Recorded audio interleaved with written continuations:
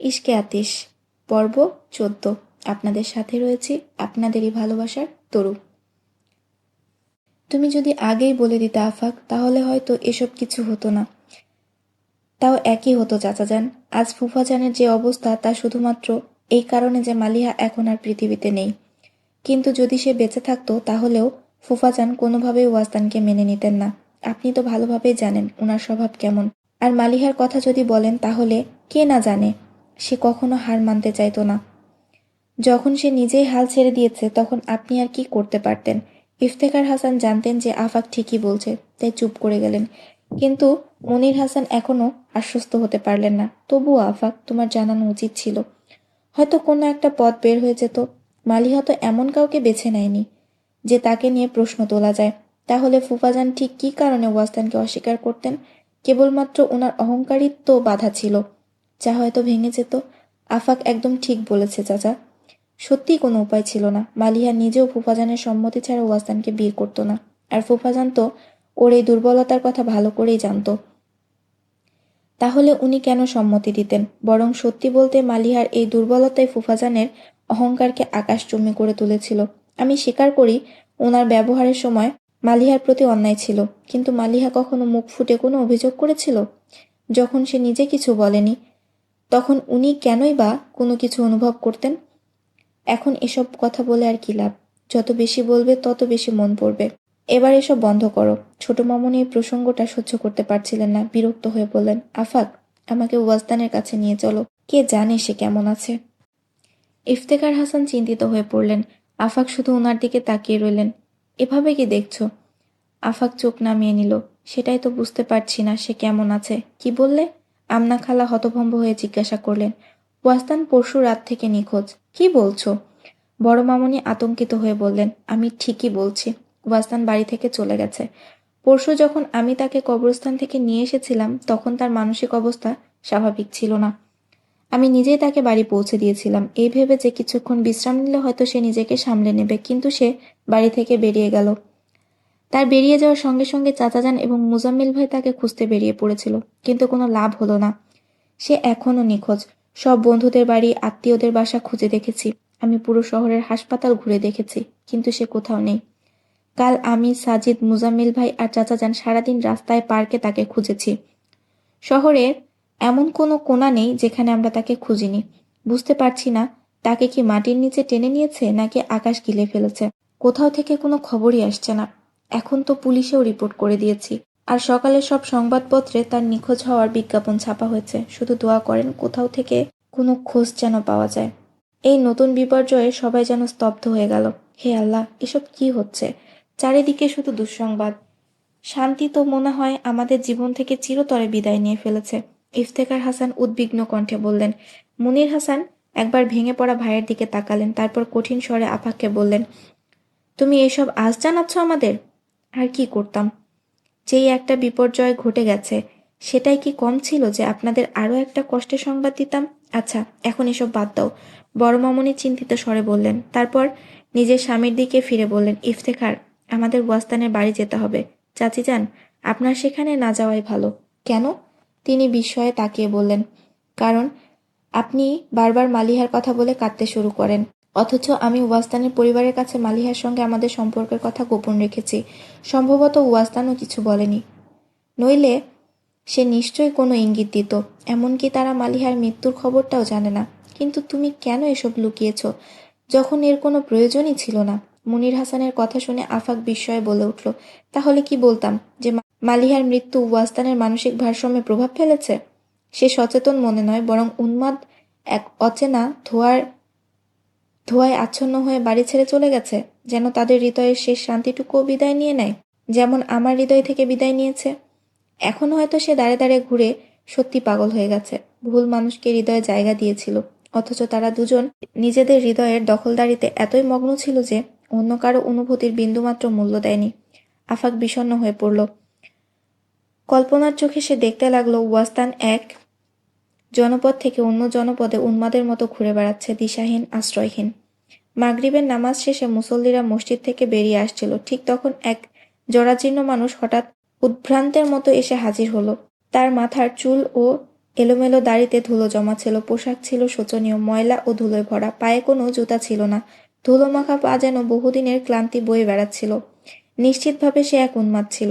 সে একের পর এক মানুষকে ধরে কাঁপা কাঁপা কণ্ঠে প্রশ্ন করছিল, তোমরা কি তাকে দেখেছ? এইমাত্র এখানেই তো ছিল। না না, এখানে নয়, ওইদিকে, হ্যাঁ ওখানে। কিন্তু তারপর কোথায় গেল? কেউ কি তাকে যেতে দেখেছ? সে প্রথমে মসজিদের সিঁড়ির দিকে ইশারা করল, কিন্তু পরক্ষণেই যেন নিজের কথাকে অস্বীকার করে ভেতরের বারান্দার দিকে ইঙ্গিত করতে লাগলো। কেউ তার কথায় কান দিল না, বরং সবাই তাকে এড়িয়ে চলার চেষ্টা করছিল। কিন্তু সে করুণভাবে মিনতি করতে লাগলো, কেউ তো বলো সে কোথায় গেছে? কতক্ষণ ধরে খুঁজছি, কেউ দয়া করে আমাকে শুধু তার এক ঝলক দেখা দেবে? তার আর্তনাদ যেন বাতাসে মিলিয়ে যাচ্ছিল। কেউ তাকে গুরুত্ব দিচ্ছিল না। হতাশ হয়ে হঠাৎ সে এক মোটা কালো কোট পরা লোককে জাপটে ধরল, যার পরনে ছিল সাদা কটনের কড়া কালারের পাঞ্জাবি পাজামা। তার চোখে তখন উন্মাদনার আগুন জ্বলছিল। সে লোকটিকে দুহাতে শক্ত করে চেপে ধরে কাঁপতে লাগলো, কণ্ঠে তীব্র বেদনার চিৎকার। বল সে কোথায়? আমি জানি তুই জানিস। বল কোথায় গেছে সে? মোটা লোকটি প্রথমে হতভম্ব হয়ে গেল, যেন হঠাৎ আকাশ থেকে বিপর্যয় নেমে এসেছে।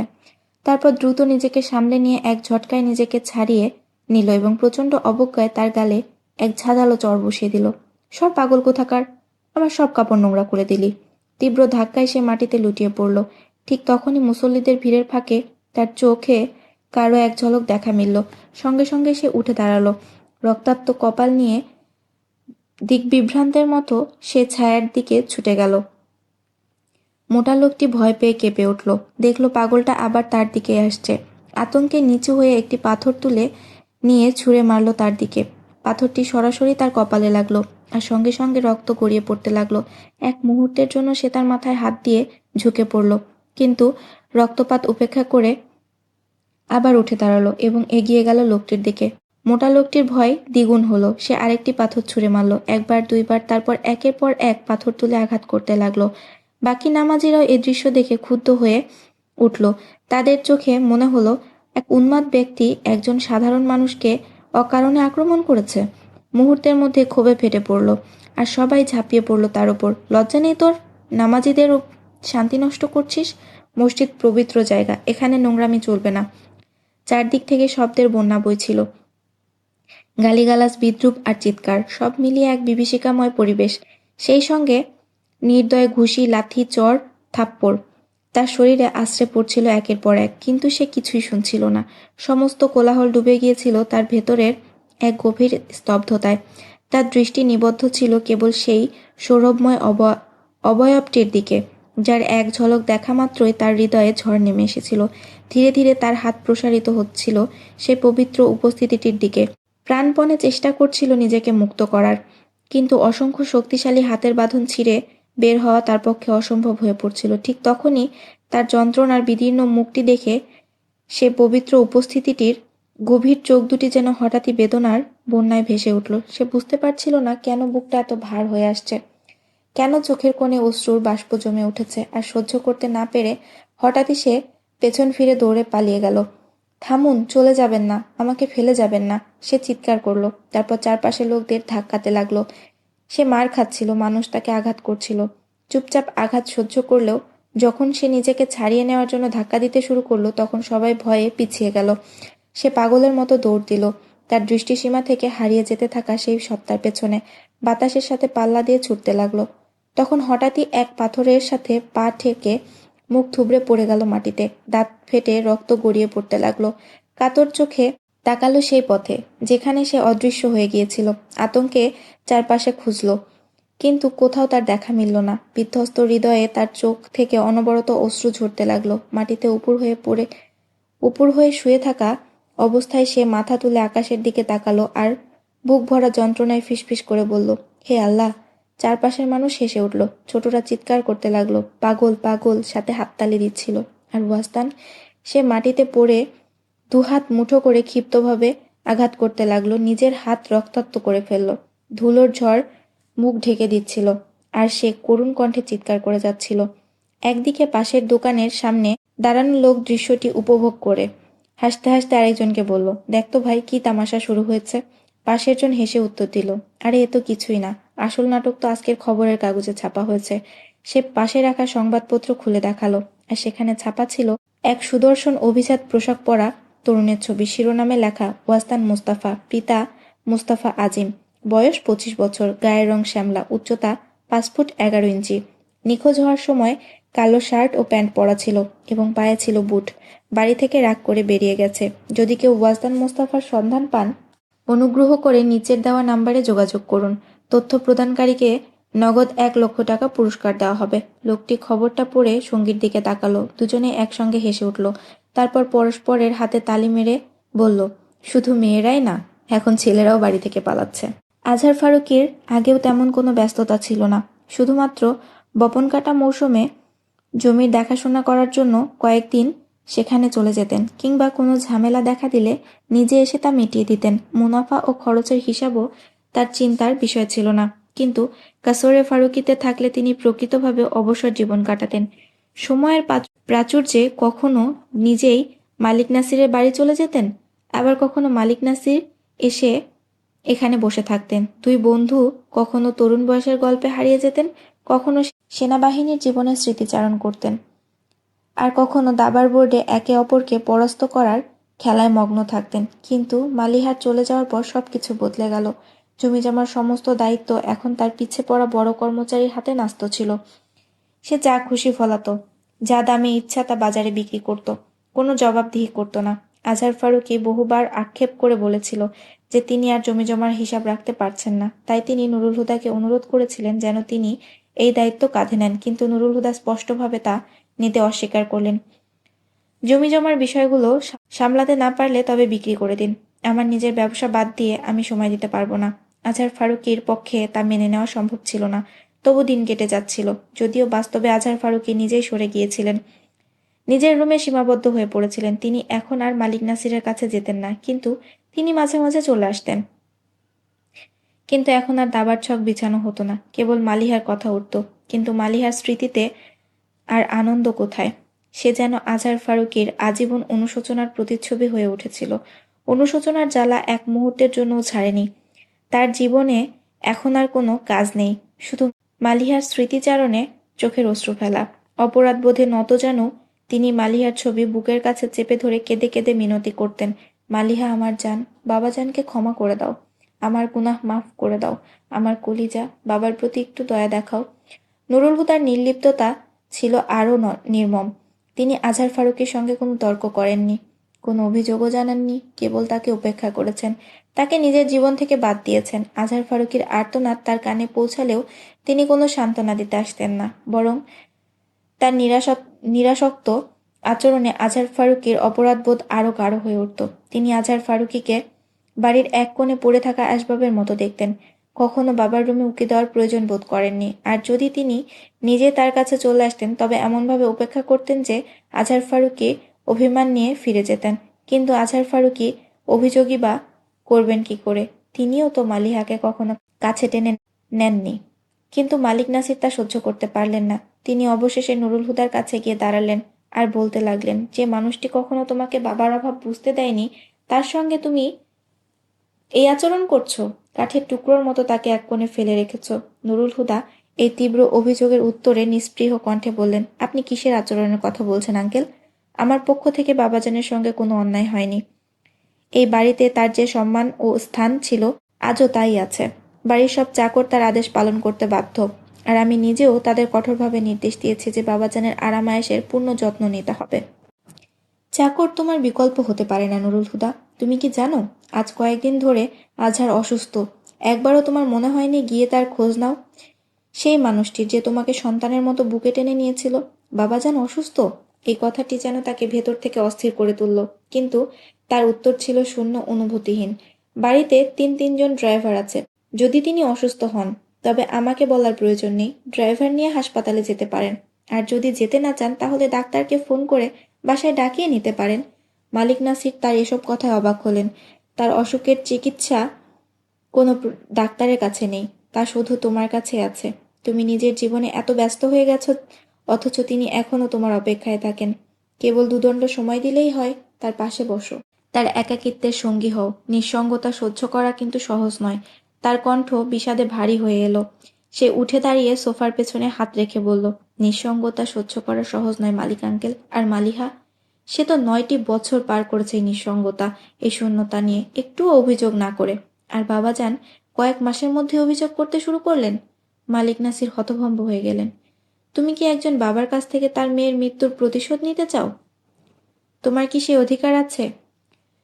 যদি মৃত ব্যক্তি মালিহা হয় এবং হত্যাকারী বাবাজান, তবে হাদি ভাইয়ের পুরো অধিকার আছে মালিহার কষ্টের প্রতিশোধ নেওয়ার। তার কণ্ঠে কোনো দ্বিধা ছিল না, তাই মালিক নাসির চুপ হয়ে গেলেন। তাদের কথা শুনতে পেরে আজহার ফারুকী এসে বললেন, নুরুল হুদাকে কিছু বলো না মালিক, সে আমার সঙ্গে কোনো অন্যায় করেনি। আমি নিজে এই পরিস্থিতির দায়ী। সে তো স্পষ্টতই বলেছিল যে তাকে মালিহার সাথে থাকার প্রয়োজন নেই, সে অন্যভাবে ভালোবাসতে পারবে, কিন্তু আমি জোর করে মালিহাকে তার সঙ্গে আবদ্ধ করতে চেয়েছিলাম। সে মালিহার কষ্ট সহ্য করতে পারেনি, অথচ আমি নিজেই মালিহাকে তার কষ্টের কারণ বানিয়ে দিলাম। একটু ভেবে দেখো মালিক, আমার কারণে তার উপর কত বড় বোঝা পড়ে গেল। এরপর সে কেমন করে এত বড় মন নিয়ে আমাকে ক্ষমা করবে? অনুশোচনা করলে কিছু ফিরে পাওয়া যায় না, আর অনুশোচনার বোঝা থেকে মুক্তি পাওয়া খুব কঠিন।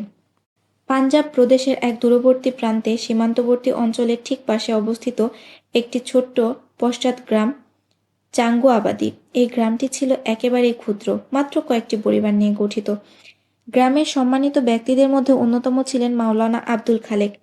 তিনি ছিলেন গ্রামের মসজিদের মুয়াজ্জিন ও ইমাম। গ্রামের মানুষ তাকে শ্রদ্ধার সঙ্গে বড় ইমাম সাহেব বলে ডাকত। বড় ইমাম সাহেবের বাবা আগে এই দায়িত্ব পালন করতেন, আজান দিতেন, নামাজ পড়াতেন। বড় ইমাম সাহেবও ছিলেন অত্যন্ত ধার্মিক, কিন্তু একই সঙ্গে জীবনের বাস্তবতাকেও সমান গুরুত্ব দিতেন।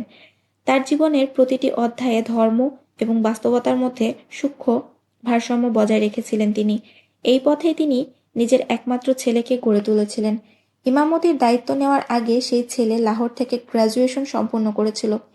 পরে সে বাবার পাশে দাঁড়িয়ে মসজিদের কাজে অংশ নিতে শুরু করে, কিন্তু যখন জীবনযাপনের বাস্তবতার কথা আসে, বড় ইমাম সাহেব ছেলেকে পরামর্শ দেন নিজস্ব জীবিকার পথ খুঁজে নিতে। সেই পরামর্শ মেনে বড় ইমাম সাহেবের ছেলে মাওলানা আব্দুল খালেক বাড়ির একটি রুমে ছোট্ট একটি দোকান খুলেছিলেন। দোকানটি ছিল গ্রামের জন্য সাধারণ কিন্তু প্রয়োজনীয় একটি জেনারেল স্টোর। বহু বছর আগে বড় ইমাম সাহেব পরপারে পাড়ি জমিয়েছেন। এখন তার সেই ছেলে, আজকের মাওলানা আব্দুল খালেকও বার্ধক্যের দ্বারপ্রান্তে পৌঁছে গেছেন। তিনি গ্রামেরই এক মেয়েকে বিয়ে করেছিলেন, কিন্তু সৃষ্টিকর্তা তাদের সন্তানের সুখ দেননি। তার সহধর্মিণী হাজেরা বিবি এখনও জীবিত এবং সবাই তাকে সম্মানের সঙ্গে মোল্লানিজি বলে ডাকেন। মাওলানা আব্দুল খালেকের জীবন ছিল এক ছন্দবদ্ধ নিয়মের মধ্যে বাঁধা। ফজরের আজানের একটু আগে, রাতের শেষ প্রহর ফুরোবার সঙ্গে সঙ্গে তিনি ঘুম থেকে জেগে উঠতেন, তাহাজ্জুদ পড়ার পর স্ত্রীকে জাগাতেন, তারপর গ্রামের সরু পথ ধরে মসজিদের দিকে রওনা হতেন। ফজরের নামাজের আগেই তিনি মসজিদের চত্বর পরিষ্কার করতেন, ঝাড়ু দিতেন, নামাজীদের জন্য মাদুর বিছিয়ে রাখতেন। নামাজের পর কিছুক্ষণ কোরআন তেলাওয়াত করতেন, তারপর চলে যেতেন তার ছোট্ট দোকানে, যা জোহরের নামাজের সময় আবার বন্ধ করে দিতেন। জোহরের নামাজের পর তিনি 1 ঘন্টা দরস, ধর্মীয় শিক্ষা প্রদান করতেন। এই দরসগুলোতে কঠোর শরীয়তের কঠিন বিধান শেখানো হতো না, বরং দেয়া হতো সাধারণ জীবনের সহজবোধ্য শিক্ষা, যা মানুষকে উত্তম চরিত্রের ভিত্তি গড়ে তোলে। বড় ইমাম সাহেব প্রায়ই মাওলানা আব্দুল খালেককে বলতেন, মূল বিষয় হলো ভিত্তি। তুমি যদি ভিত্তি শক্ত করে গড়ে তুলতে পারো, তাহলে পুরো ভবন নিজের মধ্যে স্বাভাবিকভাবে দৃঢ় এবং স্থিতিশীল হবে। দরস শেষ হলে মাওলানা সাহেব আবার দোকানে ফিরে যেতেন। আসরের নামাজ পড়ানোর পর যখন তিনি বাড়ি ফিরতেন, তখন গ্রামের শিশুরা উঠোনে সিপারা, কোরআনের অংশ ও স্কুলের বই নিয়ে তার অপেক্ষায় বসে থাকত। তিনি দোকান আর বাড়ির মাঝে দরজা খুলে দিতেন, আর দোকান সামলানোর পাশাপাশি শিশুদের দ্বীনি ও দুনিয়াদারি শিক্ষা দিতেন। এই পাঠ চলত মাগরিব পর্যন্ত। এশার নামাজ পর মসজিদে হতো বিশেষ জমায়েত। সেখানে ধর্মীয় আলোচনা ছাড়াও গ্রামের সামাজিক সমস্যা নিয়ে আলোচনা করা হতো। ঘণ্টাখানেক আলাপ আলোচনার পর সবাই বাড়ি ফিরে যেত এবং রাতের বিশ্রামের প্রস্তুতি নিত। কিন্তু আজ বহু বছরের মধ্যে প্রথমবার এই নিয়মে ছেদ পড়ল। জোহরের নামাজের পর দরসের আসর বসেনি। মাওলানা আব্দুল খালেক নামাজীদের কাছে ক্ষমা চেয়ে মসজিদ থেকে বেরিয়ে এলেন। প্রচণ্ড রোদ উপেক্ষা করে তিনি দ্রুত পায়ে হাঁটতে লাগলেন গ্রামের বাইরে যাওয়ার পথে। এই অস্বাভাবিক ব্যস্ততার কারণ ছিল এক সাই, যিনি হঠাৎ কোথাও থেকে এসে গ্রাম প্রান্তরে আস্তানা গেড়েছেন। 3 দিন ধরে গ্রামের মানুষ এই সায়ের কথা বলাবলি করছে। সহজ সরল লোকেরা তার আগমনে উচ্ছ্বসিত হয়ে উঠেছে এবং সবাই সায়ের অলৌকিক শক্তির কোনো নিদর্শনের আশায় অপেক্ষা করছে। মাওলানা আব্দুল খালেক বুঝতে পারলেন দুর্বল ইমানের মানুষদের মনে সন্দেহের দোলা লেগেছে, তাই বিষয়টি খতিয়ে দেখা তার জন্য জরুরি হয়ে উঠল। তিনি অনেক দূর হেঁটে এসেছেন, গ্রামে কাঁচা মাটির ঘরগুলো অনেক পেছনে ফেলে এসেছেন। সূর্য মাথার উপরে আগুন ঢালছে, গরমে তার গলা শুকিয়ে কাঠ হয়ে গেছে। তিনি কিছুক্ষণ থেমে হাঁপ ছাড়লেন, কপালের ঘাম মুছে নিলেন, তারপর এক হাত চোখের ওপর ছায়া করে দূরের পথের দিকে তাকালেন। শুষ্ক মাটির বুকে ছড়িয়ে থাকা ফাটলের রেখাগুলো যেন তার তৃষ্ণার নীরব সাক্ষী। আর এক মৃতপ্রায় গাছ, যার বিস্তৃত ডালে একটিও শুকনো পাতা অবশিষ্ট ছিল না, এমনভাবে মাটির বুকে দাঁড়িয়েছিল যেন নিজেরই দুর্দশার জন্য শোক প্রকাশ করছে। আকাশ ছিল বিস্তৃত, নীলচে স্বচ্ছ, যেন এক বিশাল খালি ক্যানভাস। তার বুকে সূর্য ঝলসানো হলুদ থালের মতো দাঁড়িয়ে আছে। চারপাশের এই শূন্যতা ও নিঃসঙ্গতা অনুভূতিকে আরো তীব্র করে তুলছিল। সেই নির্জনতার মাঝে ছিল শুধু একটি প্রাণ, শুকনো গাছের ছায়ায় বসে থাকা এক অপরিচিত মানুষ। তার কালো পোশাক ধুলোমলিন, যেন দীর্ঘ পথযাত্রার ক্লান্তি লেগে আছে। মাথার চুল লম্বা আর ধুলোয় ভরে গেছে। এলোমেলো দাড়ি তার চেহারাকে আরো রহস্যময় করে তুলেছে। এক হাত ভাঁজ করা পায়ের উরুর উপর, আরেক হাত হাঁটুর উপর রাখা, মাথা সামান্য সামনে ঝুঁকোনো। মনে হচ্ছিল সে গভীর ধ্যানে মগ্ন, যেন যুগের পর যুগ ধরে সেভাবেই বসে আছে। তার মুখের কঠোর রেখাগুলোর ভেতরে এক অদ্ভুত যন্ত্রণা আর বিষাদের স্পষ্ট ছাপ। মাওলানা আব্দুল খালেকের শরীর দিয়ে হালকা শিহরণ বয়ে গেল। তিনি সেই ব্যক্তির দিকে এগোলেন। গাছের কাছে পৌঁছে কিছুক্ষণ থেমে থমকে দাঁড়ালেন, তারপর ডাক দিলেন, ভাই। মাওলানা সাহেবের দৃষ্টি স্থির হয়ে সে অপরিচিত মানুষের মুখের দিকে রইল। তিনি আশা করলেন অন্তত চোখ খুলে তার দিকে তাকাবেন, কিন্তু তার চোখের পাতা একটুও নড়ল না, কোনো সাড়া মিলল না। মাওলানা সাহেব আবার ডাকলেন, তুমি কে ভাই, কোথা থেকে এসেছ? সে উত্তর দিল না, যেন শব্দগুলো তার কানে পৌঁছাচ্ছে না। কিছুক্ষণ অপেক্ষা করে মাওলানা সাহেব আবার বললেন, তুমি এখানকার মানুষ বলে মনে হয় না, তাহলে কি এমন ইচ্ছে যা তোমাকে এখানে টেনে এনেছে? তার পোশাক পরিচ্ছদে বোঝা যাচ্ছিল সে বাইরের লোক, তাই মাওলানা সাহেবের প্রশ্নটা স্বাভাবিক ছিল। এবার অপরিচিত মানুষটি চোখ না খুলেই মৃদু স্বরে বলল, বলেও বা কি হবে, তুই কি বা করতে পারবি? যা কিছু আমার সাধ্যের মধ্যে থাকবে। মাওলানা সাহেব ধীরে ধীরে বসে পড়লেন তার সামনে। এবার সে চোখ খুলল, কিন্তু মাওলানা সাহেবের দিকে তাকালো না। তার দৃষ্টি স্থির হয়ে রইল আকাশের বুকে। দীর্ঘদিন ধরে আমি আকাঙ্ক্ষার পেছনে ছুটেছি, এখন উল্টো আকাঙ্ক্ষা আমার পিছু নিয়েছে। আমি পালাতে চাই, কিন্তু সে আমাকে ছাড়ছে না। তারপর হঠাৎ মাওলানা সাহেবের দিকে চোখ ফেরালো। তুই কি এমন কোনো জায়গা চিনিস যেখানে আমি আমার আকাঙ্ক্ষাগুলোকে ফাঁসি দিয়ে লুকিয়ে থাকতে পারবো? মাওলানা সাহেব তার ক্লান্ত বিষণ্ণ চেহারার দিকে সহানুভূতির দৃষ্টি দিলেন, তারপর নরম সুরে বললেন, ওহে পাগল ছেলে, মানুষই তো আকাঙ্ক্ষার ঘর। আকাঙ্ক্ষা বাইরে ঘুরে বেড়ায় না, এটা মানুষের ভেতরেই বসবাস করে। আর তুমি নিজের ভেতর থেকে পালাতে চাও? এবার অপরিচিত ব্যক্তির চোখে হঠাৎ এক অদ্ভুত আগুন জ্বলে উঠল। কঠোর কণ্ঠে সে বলল, অভ্যন্তরীণ কিছুই আমার কাছে আপন নয়, এটা শুধু এক মরীচিকা। তুই যত দেখবি ততই মনে হবে কাছে আসছে, যত হাত বাড়াবি কিছুই পাবি না। সে এক হাত আকাশের দিকে তুলে ধরল, যেন বিশাল শূন্যতার দিকে ইঙ্গিত করছে। তার কণ্ঠ কাঁপছিল। এই হাত ভরের দূরত্বই জীবনের 100 বৎসরের পথ চলার চেয়েও দীর্ঘ। তুই কি করে বুঝবি? মাওলানা সাহেবের কথা শোনা মাত্র যেন সে গভীর অস্থিরতায় ডুবে গেল। আমি ছুটে চলেছি এক অনন্ত যাত্রায়, প্রতিটি পদক্ষেপে শুধু হোঁচট খেয়েছি, বারবার পড়েছি, আহত হয়েছি, আবার উঠে দাঁড়িয়েছি, তবুও 1 ইঞ্চিও এগোতে পারিনি। তার কণ্ঠস্বরে গভীর বেদনায় কেঁপে উঠল। এখন আমি ক্লান্ত, হাঁপিয়ে গেছি। আর ঠিক এমন সময় সে আমার আকাঙ্ক্ষাগুলোকে আমার পেছনে লেলিয়ে দিয়েছে। আমি যেখানেই যাই সে ছায়ার মতো পেছনে ঘুরে বেড়ায়, ধরতে চাইলে কুয়াশার মতো মিলিয়ে যায়, না ধরা যায় না মুছা যায়। কিন্তু সে হঠাৎ থেমে গেল। তারপর হঠাৎ এক ঝড়ো উত্তেজনায় মাথা উঁচু করে আকাশের দিকে চেয়ে চিৎকার করে উঠল, কি করছিস আমার সাথে? প্রতারণা করছিস? কেমন খোদা তুই? আমাকে ধোঁকা দিস? আমার কষ্টে হাসছিস? তুই প্রতারক, পাগল, পাগল। সে মুঠো মুঠো মাটি আর কঙ্কর তুলে আকাশের দিকে ছুটতে লাগলো। নিয়ে যা, দূর হয়ে যা এখান থেকে। আমার তোর কোনো দরকার নেই। আমার দুর্দশায় মজা পাচ্ছিস?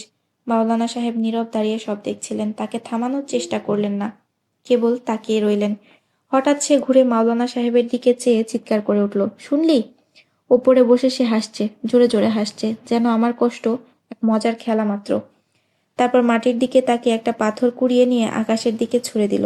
চলে যা, কেন থাকছিস এখানে? দূর হয়ে যা, আমাকে একা ছেড়ে দে। সে পাগলের মতো পাথর ছুঁড়ছিল।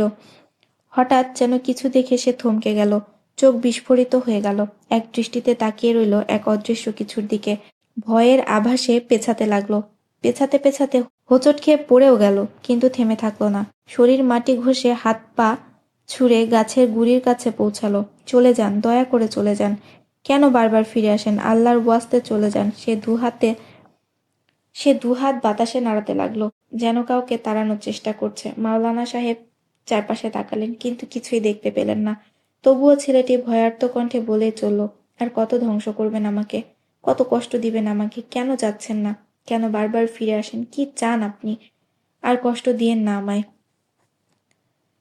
তার কণ্ঠস্বর ফেটে গেল বেদনায়। অবশেষে গভীর হাহাকারের সুরে সে ফিসফিস করল, আর সহ্য হয় না, আর পারছি না।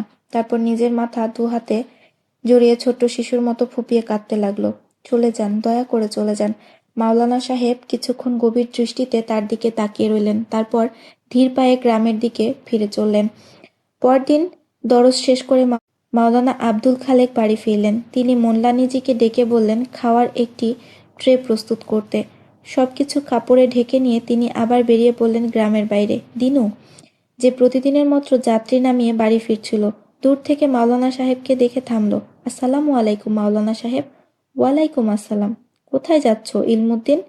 সে ভদ্রভাবে মাথা নিচু করে বলল, জি মাওলানা সাহেব, বাড়ির দিকে যাচ্ছি। কিন্তু আপনি কোথায় যাচ্ছেন?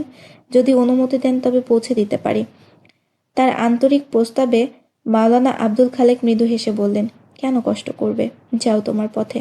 আমি তো শুধু সেই অতিথির জন্য খাবার নিয়ে যাচ্ছি, যে গ্রামের বাইরে থেকে এসে আশ্রয় নিয়েছে। ইলমুদ্দিন অবাক হয়ে জিজ্ঞেস করল, আপনি কি সেই সায়ের কথা বলছেন? কিন্তু তিনি তো চলে গেছেন। চলে গেছে? মাওলানা সাহেব বিস্মিত স্বরে বললেন, কোথায় গেল? তা কেউ জানে না, তবে কাল সন্ধ্যা থেকে কেউ তাকে দেখেনি। এক মুহূর্ত চুপ থেকে মাওলানা সাহেব যেন নিজের সাথে বললেন, বিস্ময়কর। যাযাবরের শেকল পরার সময় এসেছে, অথচ সে এখন দৌড়ে বেড়াচ্ছে। কি বলছেন আপনি মাওলানা সাহেব? ইলমুদ্দিন একেবারেই কিছু বুঝতে পারল না। তখনও তিনি গভীর ভাবনায় ছিলেন। কিছুক্ষণ পর ধীর স্বরে বললেন, সে কোথাও পালাতে পারবে না ইলমুদ্দিন, তার যাত্রা শেষ। যতই দৌড়াক আর পালিয়ে বেড়াক, তাকে এখানেই ফিরতে হবে। কথা বলে তিনি চলে গেলেন। আর দিনু, ইলমুদ্দিন কিংকর্তব্য বিমূঢ় হয়ে মাঝপথে দাঁড়িয়ে রইল এবং চেষ্টা করলে কথার অর্থ বোঝার। পরদিন আবারও দরজ শেষে মাওলানা আব্দুল খালেক বাড়ি ফিরলেন। খাবারের ট্রে প্রস্তুত করালেন, তারপর নিয়ে গ্রামের বাইরে বেরিয়ে পড়লেন। কিন্তু আজও ট্রেটি অবিকল বাড়িতে ফিরিয়ে আনতে হলো। তৃতীয় দিনও একইভাবে খাবার নিয়ে তিনি গ্রামের বাইরে এলেন। এবার দূর থেকে তিনি দেখতে পেলেন সেই গাছের নিচে কেউ নেই। তার চোখ মুখে উদ্বেগ আর চেহারায় বিষণ্ণতার ছাপ ফুটে উঠল। এই সময় দিনু তার টাঙ্গা নিয়ে গ্রামের বাইরে বের হচ্ছিল। টাঙ্গায় সাওয়ারি ছিল, তবুও সে মাওলানা সাহেবকে দেখে থামল। কতদিন তার অপেক্ষায় থাকবেন মাওলানা সাহেব? এ ধরনের মানুষের তো আর ফেরার পথ থাকে না। মাওলানা সাহেব মুচকি হেসে উত্তর দিলেন, ইলমুদ্দিন, তুমি কি ভাবছ সে শুধু মুখ দেখিয়ে চলে গেল? সে এমনি এমনি আসেনি। যদি তার নিজের পায়ে ফেরার পথ না থাকে, তবে যিনি তার ভাগ্য লিখেছেন তিনিই তাকে ফিরিয়ে আনবেন। কথা বলে তিনি ধীর পায়ে এগিয়ে গেলেন, আর দিনু আবারও বিভ্রান্ত হয়ে পড়ল। চলো দিনু, সন্ধ্যা ঘনিয়ে আসছে, আবার রাতেও ফিরতে হবে। পেছনে বসে থাকা ব্যক্তি কনুই দিয়ে তাকে গুঁতো দিল।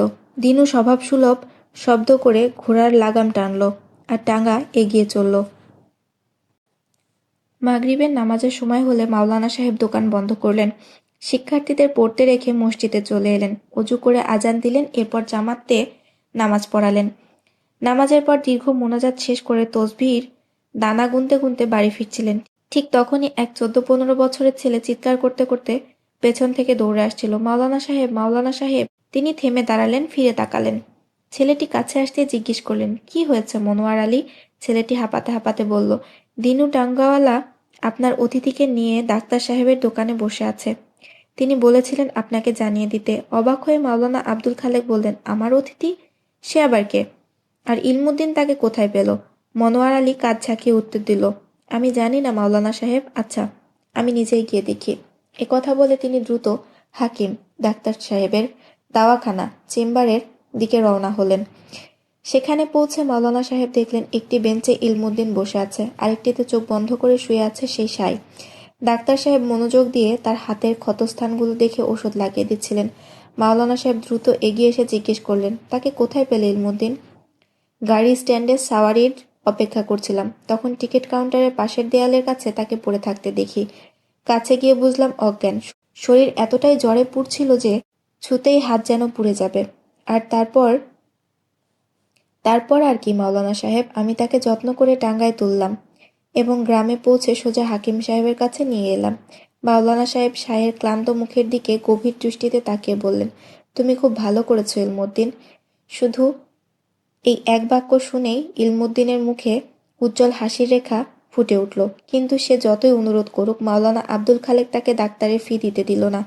নিজের পকেট থেকে টাকা বের করে হাকিম সাহেবের হাতে গুজে দিলেন। হাকিম সাহেব চলতে চলতে হাতে কয়েকটি গুঁড়ো ভরা ছোট ছোট পুঁটলি দিয়ে বললেন, এই ওষুধ তিনি 3 বার খাওয়াবেন। মৌলানা সাহেব পুঁটুলিগুলো হাতে নিয়ে সালাম জানালেন। তারপর সাইকে অজ্ঞান অবস্থায় দিনুর টাঙ্গায় তুলে নিজের বাড়ির দিকে রওনা হলেন। সন্ধ্যার ছায়া ঘনিয়ে আসছিল, অন্ধকার ধীরে ধীরে ছড়িয়ে পড়ছিল। মাওলানা আব্দুল খালেক ঘরের ভেতর থেকে ছোট্ট চৌকি নিয়ে এসে সাইয়ের শিওরে রাখলেন। তারপর কেরোসিনের বাতি জ্বালিয়ে টেবিলের উপর তুলতেই চারপাশে ক্ষীণ আলো ছড়িয়ে পড়ল। এই সময় মোল্লানিজি পরিস্থিতি বুঝতে বাইরে এসে অবাক হয়ে বললেন, এ কাকে নিয়ে এলেন মাওলানা সাহেব? তিনি সেই জীর্ণশীর্ণ মানুষটির দিকে বিস্ময়ে তাকিয়েছিলেন। এ আমাদের অতিথি। মৌলানা সাহেব শান্তভাবে বললেন, অতিথি? কিন্তু দেখতে তো একেবারে পাগলের মতো লাগছে। মোল্লানিজি বিরক্ত স্বরে বললেন, হয়তো বাহ্যিকভাবে অগোছালো, কিন্তু ভেতরে সে একজন জ্ঞানী মানুষ। হুঁশ ফিরলে তুমি নিজে তা বুঝতে পারবে। কিন্তু সে আসলে কে? তিনি আরেকটু এগিয়ে এসে জানতে চাইলেন। এবার মৌলানা সাহেব একটু বিরক্ত হলেও ধৈর্য বজায় রেখে বললেন, ওহে ভাগ্যবতী নারী, বলছি না সে আমাদের অতিথি? অতিরিক্ত প্রশ্ন করো না, বরং গিয়ে ঠান্ডা পানির ব্যবস্থা করো। দেখছো না বেচারার শরীরটা আগুনের কুণ্ড হয়ে গেছে। তিনি সায়ের কপালে হাত রেখে উত্তাপ অনুভব করলেন এবং চিন্তিত হয়ে তাকালেন। মোল্লানিজি আর কিছু না বলে দ্রুত ভেতরে গেলেন। কিছুক্ষণের মধ্যে একটি পাত্রে ঠান্ডা পানি নিয়ে এলেন এবং পুরনো কাপড় কেটে পট্টি বানালেন। মাওলানা সাহেব পাত্রটা নিয়ে টেবিলে রাখলেন। তারপর গভীর মমতায় অতিথির কপালে পট্টি দিলেন। পুরো রাত তিনি একাগ্রচিত্তে সেবায় মগ্ন রইলেন। কেবল এশার নামাজের জন্য কিছুক্ষণ বিরতি নিয়েছিলেন। তবে আজ তিনি মসজিদে ধর্মীয় আলোচনা স্থগিত রেখেছিলেন। কখনো অতিথির কপালে ঠান্ডা পানির পট্টি বদলাচ্ছিলেন, আবার কখনো ভেজা তোয়ালে দিয়ে তার পায়ের জ্বালা প্রশমিত করার চেষ্টা করছিলেন। পায়ের ফোসকাগুলো এতটাই ভয়ানক ছিল যে তাতে হাত বোলানোও যন্ত্রণাদায়ক। তাই তিনি ধীরে ধীরে কোমল স্পর্শে তার জ্বলন্ত পায়ে তোয়ালে জড়িয়ে রাখলেন, যেন অন্তত কিছুটা আরাম পায়। ফজরের নামাজের পর তসবিহ গুনতে গুনতে মাওলানা আব্দুল খালেক ঘরে ফিরছিলেন। গলির মোড় ঘুরতেই দেখলেন দরজার সামান্য ফাঁক। তবে তিনি নিশ্চিত ছিলেন ভেতর থেকে এটি আটকানো নেই, কারণ দিনের বেলায় এ দরজা কখনো বন্ধ থাকত না।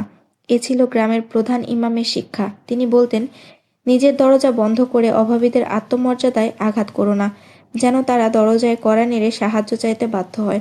বরং দরজা খোলা রাখো, যাতে তারা বিনা সংকোচে ভেতরে আসতে পারে আর তাদের অসহায়ত্ব অন্যের সামনে প্রকাশ না পায়। মৌলানা আব্দুল খালেক দরজা খুলে মাটির উঠোনে পা রেখেছিলেন মাত্র, তখনই করুণ গোঙানির শব্দ তার কানে এলো। রাতভর একেবারে নিথর ছিল, কিন্তু এখন কিছুটা সাড়া দিচ্ছে, মানে অবস্থার উন্নতি হচ্ছে। তিনি মৃদু হাসলেন এবং কপালে হাত রেখে জ্বর পরীক্ষা করলেন। জ্বরের তীব্রতা অনেকটা কমে এসেছে। এ সময় নূর হাজেরা এসে দাঁড়ালেন। কিছুটা হুঁশ ফিরেছে। এখন চেষ্টা করে ওষুধ খাওয়ান, তিনি বললেন। মাওলানা সাহেব চিন্তিত মুখে উত্তর দিলেন, খালি পেটে ওষুধ দেওয়া ঠিক হবে না, আগে কিছু খাবারের ব্যবস্থা করি। একটু থেমে আবার বললেন, কে জানে কতদিন গলায় কিছু পড়েনি, আদৌ খেতে পারবে তো? এক কাজ করো হাজেরা, একটু দুধ গরম করো, সাথে সামান্য চিনি মিশিয়ে দাও। ঠিক আছে মৌলানা সাহেব। নূর রান্নাঘরে গেলেন। এটি ছিল খোলা উঠানের একপাশে 4 দেওয়ালে ঘেরা ছোট্ট রান্নাঘর, যেখানে গোবরের কাঠি জ্বালিয়ে চুলা ধরানো হতো। তিনি কড়াইতে দুধ গরম করলেন, কিন্তু সরাসরি ধরার পরিবর্তে অন্যার কোণ দিয়ে হাতল ধরে স্টিলের গ্লাসে ঢাললেন এবং বাইরে নিয়ে এলেন। পায়ের আঘাতে দরজার পাশে রাখা একটি ছোট পিঁড়ি এনে চৌকির পাশে রাখলেন। তারপর সেখানে বসে গ্লাস হাতে নিয়ে অপেক্ষা করতে লাগলেন। মৌলানা সাহেব স্নেহ ভরে অতিথির কাঁধে হাত রেখে তাকে জাগানোর চেষ্টা করছিলেন, কিন্তু সে কেবল অস্পষ্ট শব্দে গোঙাচ্ছিল। অবশেষে মাওলানা সাহেব শক্ত করে তার মাথার পেছনে ঠেস দিয়ে তাকে তুলে বসলেন। তিনি শক্তপোক্ত মানুষ ছিলেন, তবে বয়সের ভারও তো ছিল। অন্যদিকে অতিথির শরীর এমনই নিঃশেষ হয়ে গিয়েছিল যে সে যেন একটা খালি কলস মাত্র। তবু মাওলানা সাহেব বিন্দুমাত্র দ্বিধা না করে তাকে বসালেন। তিনি নূরের কাছ থেকে গ্লাস নিয়ে ঠোঁটের সামনে ধরলেন, কিন্তু অতিথি অবচেতনভাবে হাত ঝাঁকিয়ে সরিয়ে দিল। গরম দুধ ছিটকে পড়ল মৌলানা সাহেবের হাত ও কাপড় ভিজিয়ে দিল। তিনি সামান্য ধমকে সুরে বললেন, তুই একেবারে নাফরমান। রিজিকদাতার সাথে ঝগড়া করিস তা বুঝলাম, কিন্তু রিজিকের সাথে কিসের শত্রুতা? শান্তভাবে পান কর। অতিথি অস্পষ্ট দৃষ্টিতে তাকালো। চোখের সাদা অংশে লাল শিরা ফুলে উঠেছে, যেন ঘুমহীন রাত আর অভ্যন্তরীণ দহন তার অস্তিত্বকে গ্রাস করেছে। হাজেরা এই দৃশ্য দেখে কিছুটা আতঙ্কিত হয়ে পড়লেন, কিন্তু মৌলানা সাহেব একটুও বিচলিত হলেন না। এভাবে তাকিয়ে আছিস কেন? মৌলানা সাহেবের কণ্ঠে কঠোরতার সাথে স্নেহ মেশানো ছিল। সে চুপচাপ করে রইল। চোখের পাতা কাঁপছিল। ক্লান্তিতে সে স্থির দৃষ্টি রাখতে পারছিল না, যেন কিছু বলতে চাইছে কিন্তু শব্দ খুঁজে পাচ্ছে না। মাওলানা সাহেব গভীর দৃষ্টিতে তার দিকে তাকালেন, যেন অপেক্ষায় আছেন, যেন জানেন শীঘ্রই সব উন্মোচিত হবে। তিনি আবারও দুধের গ্লাস ঠোঁটের সামনে ধরলেন। নাও, দুধ পান করো, এরপর ওষুধ খেতে হবে। এবার সে আপত্তি করল না, কিন্তু তার দুর্বলতা এত বেশি ছিল যে প্রতিটি চুমুকের পর তাকে বিরতি নিতে হচ্ছিল। ধীরে ধীরে গ্লাস খালি হয়ে গেল। মৌলানা সাহেব গ্লাস ফিরিয়ে দিলেন মোল্লানিজির হাতে। তিনি আবার দুধ ঢেলে আনলেন। দ্বিতীয় গ্লাসটি আগের চেয়েও দ্রুত শেষ হলো। এরপর তৃতীয় গ্লাস তার হাতে দিয়ে মৌলানা সাহেব ছোট্ট এক ওষুধ ধরিয়ে দিলেন। এইটা ওষুধ, খেয়ে নাও। সে এবারও আপত্তি করল না। সে নীরবে ওষুধ মুখে দিল, কয়েক চুমুক দুধের সাথে গিলে নিল। তারপর গ্লাস ফিরিয়ে দিয়ে নিস্তেজ শরীর চৌকিতে এলিয়ে দিল। সারাদিন আধো ঘুম আধো জাগরণে কেটেছে। রাতে মৌলানা সাহেব নিজের চৌকি টেনে এনে তার পাশে রাখলেন। উদ্দেশ্য আগের রাতের মতো এবারও জেগে থেকে দেখাশোনা করা, কিন্তু শরীর তো বয়সের সঙ্গে তাল মেলাতে পারে না। অর্ধরাত্রি পর্যন্ত তিনি জেগেছিলেন, কিন্তু ক্লান্ত শরীর আর সহ্য করতে পারছিল না। শুধু একটু বিশ্রামের জন্য শুয়েছিলেন, তারপর চোখ বুজতে গভীর ঘুমে তলিয়ে গেলেন। নিয়মিত সময় ভোররাত্রে তাহাজ্জুদের সময় ভেঙে গেল। চমকে উঠে দেখলেন পাশে রাখা চৌকি খালি। এক পলকে দরজার দিকে তাকালেন। বাইরে দরজা হা করে খোলা। একেবারে জেদ ধরেছে সে।